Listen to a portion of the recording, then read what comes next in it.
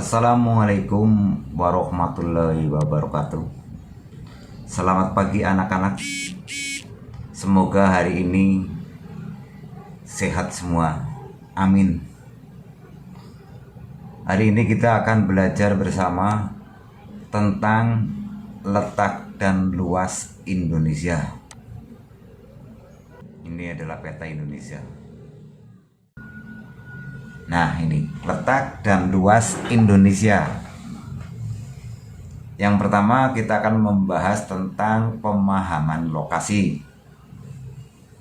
Apa itu yang dimaksud dengan peta? Peta adalah ini, gambaran permukaan bumi pada bidang datar dan diperkecil dengan menggunakan skala tertentu. Sebelumnya ini ada wawasan. Bangsa yang pertama membuat peta adalah bangsa Babilonia. Ini pada tahun 2300 sebelum Masehi. Peta ini masih tergambar di dalam tanah liat, berbentuk seperti papan tulis berukuran kecil. Ini keterangannya, gambar 1.3, peta tertua dibuat oleh bangsa Babilonia. Apa itu syarat peta? Ada 3 syarat peta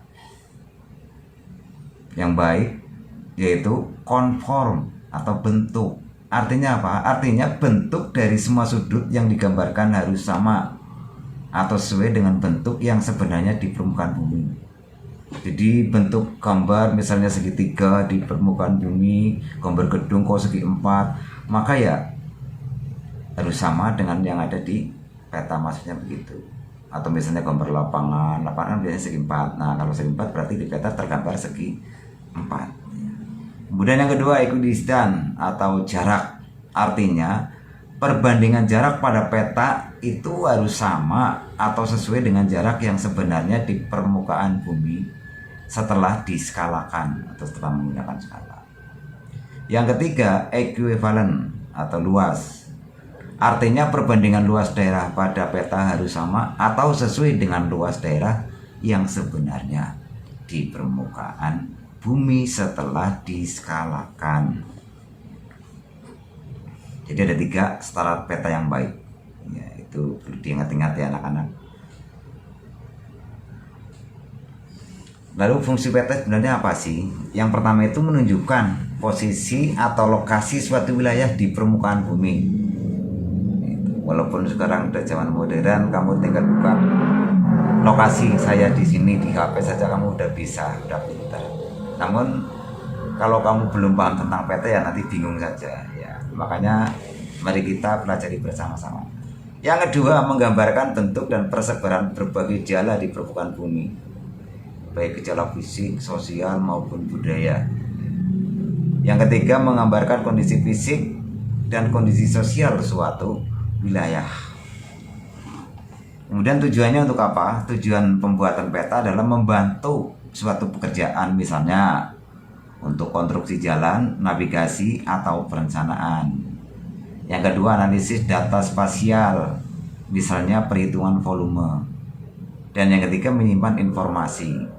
4, membantu dalam pembuatan suatu desain, misal desain jalan dan komunikasi informasi ruang. Ini tujuan pembuatan peta. Lalu kita masuk pada bagian berikutnya adalah jenis peta. Yang pertama adalah peta umum, yaitu peta yang menggambarkan kenampakan permukaan bumi secara umum. Umumnya peta umum memiliki warna, simbol yang mewakili ketampakan alam sebenarnya. Nah, ini peta umum. Nah, ini yang termasuk pada dalam peta umum diantaranya yang pertama adalah peta topografi. Peta yang menggambarkan relief permukaan bumi. Nah, ini gambar relief. Apa itu relief? Relief itu adalah tinggi rendahnya permukaan bumi. Jadi bumi kita itu dia rata tapi bergelombang. Ya, bergelombang.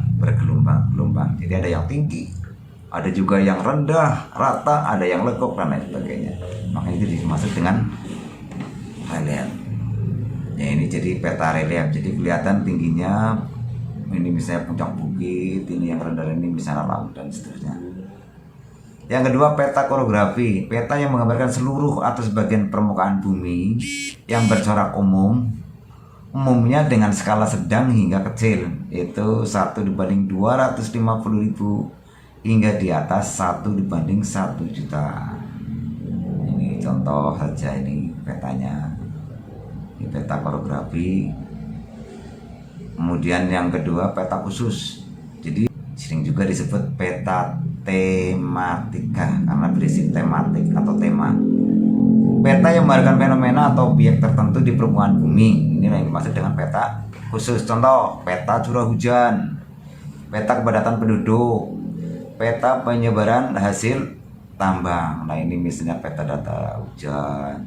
Ini peta persebaran penduduk di Indonesia, walaupun ini contoh peta tahun 2013. Nah, ini ada datanya, ini warna ini populasi penduduk sekian, jumlahnya sekian dan seterusnya. Peta persebaran hasil tambang, jadi khusus, datanya hanya data khusus, makanya disebut peta tematik. Ini contoh peta korografi ini Indonesia atau peta geografi. Kita lanjutkan ke komponen atau unsur peta, yaitu unsur-unsur pembentuk suatu peta. Ya, kayak misalnya sepeda motor atau sepeda itu kan harus terbentuk dari ada roda, ada giginya, ada setangnya, ada pentil dan seterusnya. Nah, ini apa yang membentuk peta itu? Nah, yang membentuk peta itu diantaranya adalah yang pertama judul peta. Nah, ini judul peta menunjukkan isi peta. Biasanya judul peta itu hurufnya balok tegak atau huruf besar. Bisa berada di kiri atas, kiri, atau di kanan, atau di tengah atau center. Biasanya di luar garis tepi. Ini judul. Dan tulisannya itu,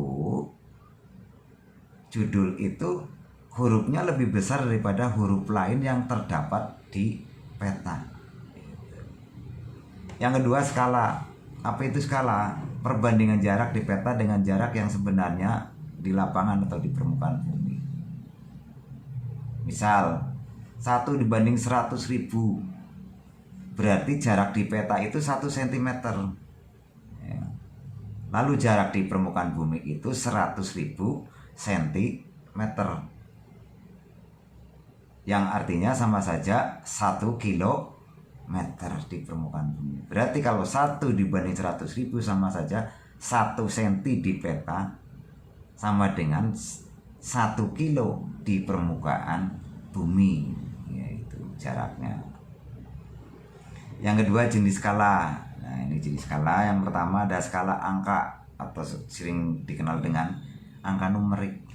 Angka numerik yaitu skala yang berwujud perbandingan angka, misal 1:1 juta, 1:500.000, 1:10 juta. Ini termasuk. Yang kedua, skala grafis.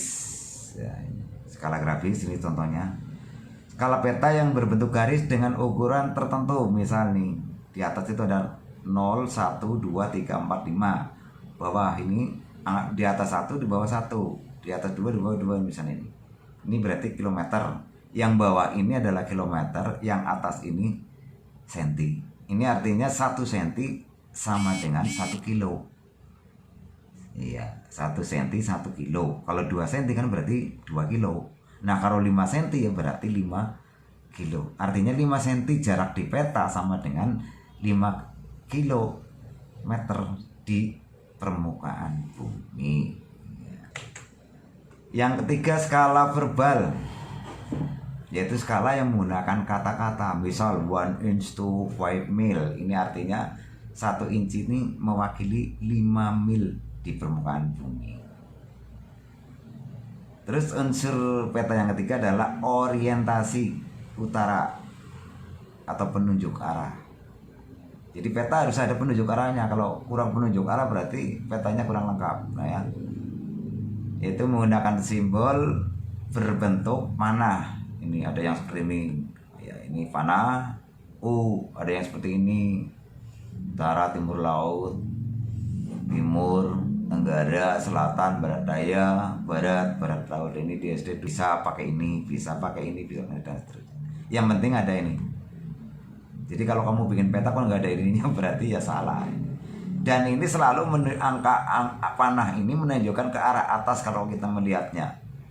U-nya itu di atas ke sana, arahnya ke sana. Kalau U-nya kebalik ke bawah, ya itu berarti salah. Ya kita lanjut ke simbol peta. Adalah tanda khusus pada peta yang mewakili objek yang dipetakan. Tujuan simbol apa? Untuk memudahkan pengguna peta dalam membaca dan memahami isi peta. Berdasarkan bentuknya simbol, ada simbol titik. Ya ini contoh simbol titik. Ini bisa contoh simbol titik ibu kota provinsi, ibu kota kabupaten, ibu kota kecamatan, pelabuhan, bandara udara, gunung tidak aktif, gunung aktif, dan seterusnya. Termasuk simbol titik. Yang kedua simbol garis. Nah, ini kan kayak garis. Jalan raya, jalan lain desa, batas negara, batas provinsi, batas daerah. Dan yang ketiga simbol warna. Hijau dataran rendah, kuning dataran tinggi, merah atau coklat pegunungan, biru adalah simbol laut kayak ini nih, simbol laut. Semakin biru berarti semakin dalam laut itu. Kalau semakin putih kayak gini, laut itu semakin dapat. Kemudian warna putih. Nah, warna putih di peta itu biasanya menunjukkan daerah itu ada saljunya atau daerah yang tidak sesuai dengan judul. Ini warna putih di peta. Ini contoh-contoh simbol warna lagi. Ini ukuran ketinggian 0 sampai 100 meter.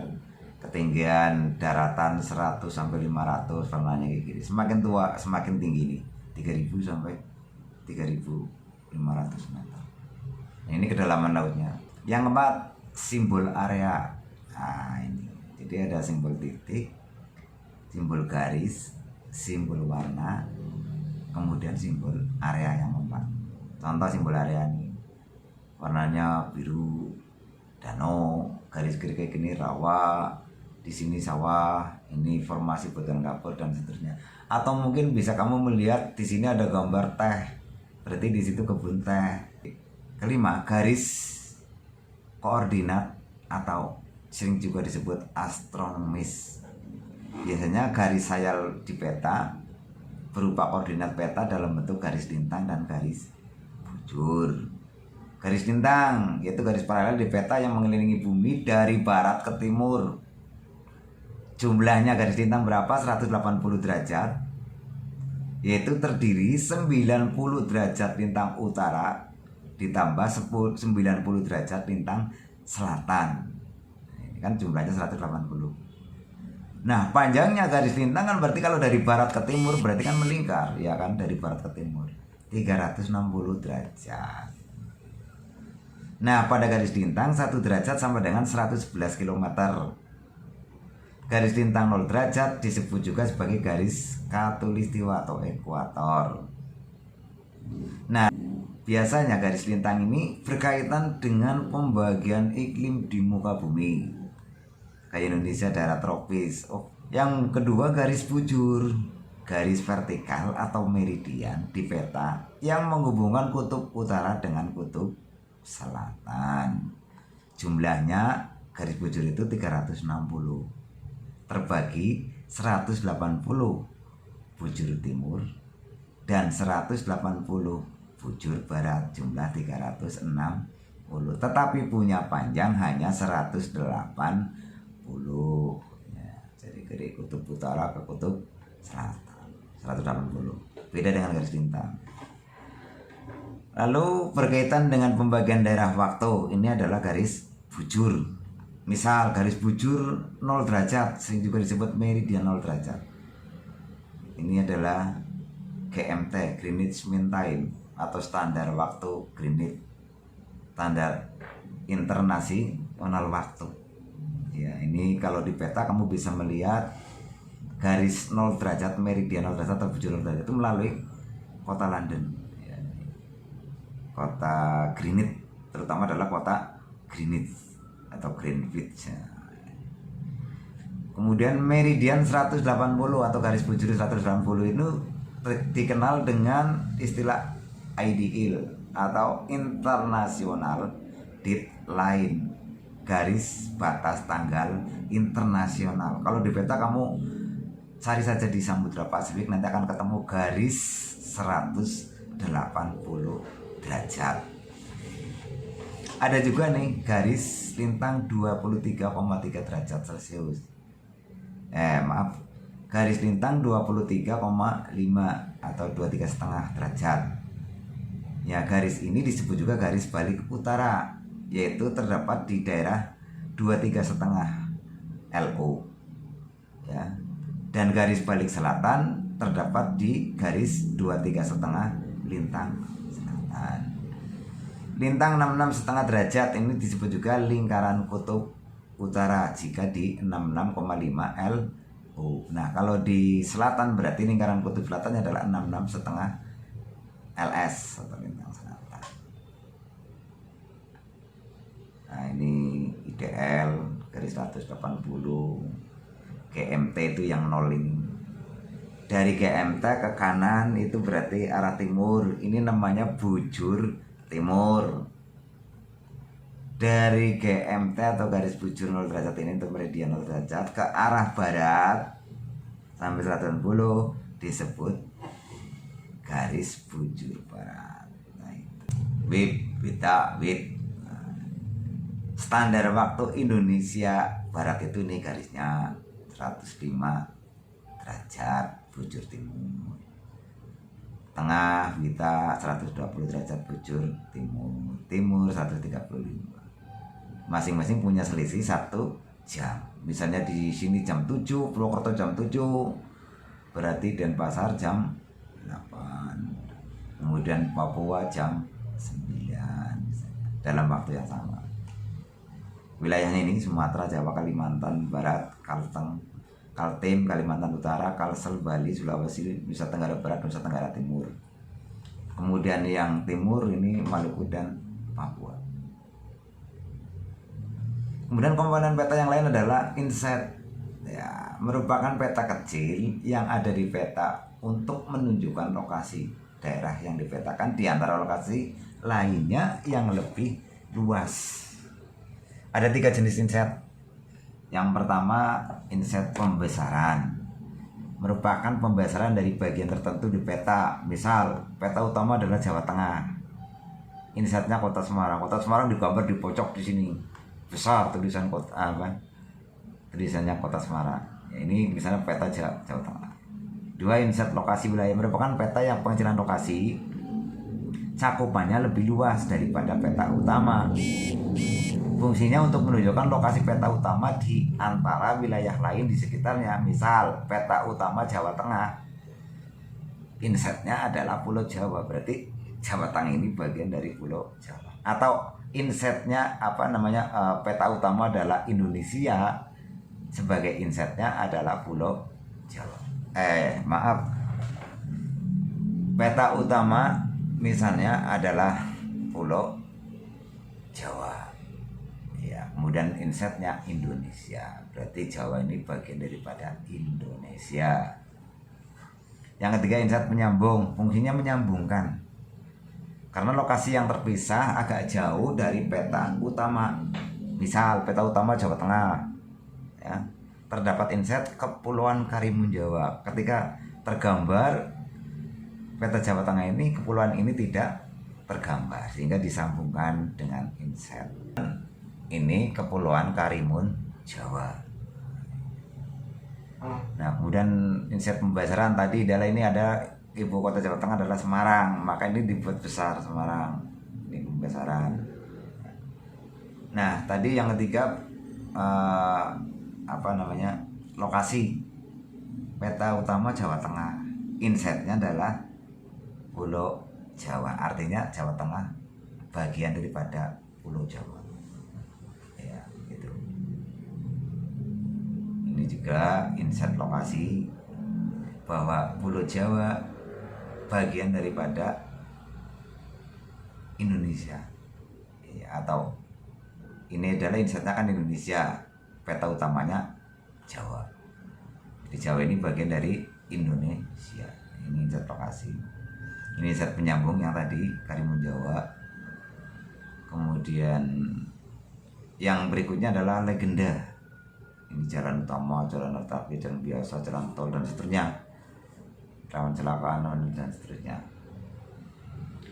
Kemudian kesimpulan, komponen peta itu terdiri dari judul, skala, orientasi, simbol, garis koordinat. Ini maaf tulisannya salah, harusnya koordinat. Inset, legenda, bordir atau garis tepi, lettering atau penulisan. Bentang daratan biasanya ditulis dengan huruf tegak, tetapi perairan ditulis miring. Nah, ini juga penting untuk diketahui. Jadi kalau kamu menulis kota Purwokerto, ya di peta kamu gambarkan tulis Purwokerto, Pasir Kidul, lihat tegak tulisannya. Tapi kalau kamu menulis Sungai Jengok, ya S-nya miring, Sungai Jengok, Sungai Kalilogawa, ini yang miring nulisnya. Ya, itu aturan lettering di dalam kartografi atau ilmu yang mempelajari peta disebut kartografi. Dan yang ke-10, sumber dan tahun pembuatan peta. Sumbernya siapa yang bikin, tahun kapan, karena ini menyangkut dalam isi peta tersebut. Sumber dan tahun pembuatan yang bertanggung jawab juga yang membuat peta itu. Pembelajaran kali ini anak-anak kita akhiri dulu sampai di sini. Nanti kita sambung lagi di lain waktu, dan nanti akan Bapak berikan kuis melalui Google Classroom ya.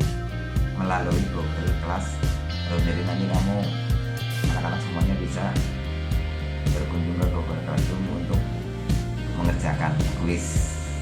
Oke, sekian. Terima kasih atas perhatiannya.